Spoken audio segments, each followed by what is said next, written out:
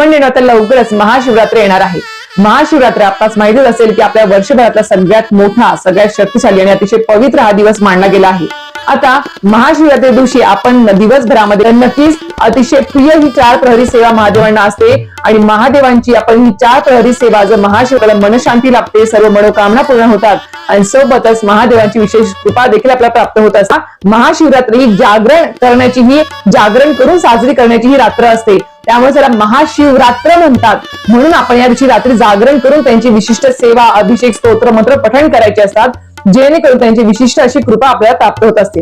प्रहरी सेवा कशी करायची आहे ते कळालं असेल, कोणत्या वेळेत करायची आहे, कशाने करायची आहे, मंत्र स्तोत्र पण सांगितले आहे तुम्हाला कशा पद्धतीने तुम्ही करू शकता। नक्कीच या पद्धतीने 4 प्रहर काळातली नक्कीच सेवा करा। या 4 प्रहर काळातला एक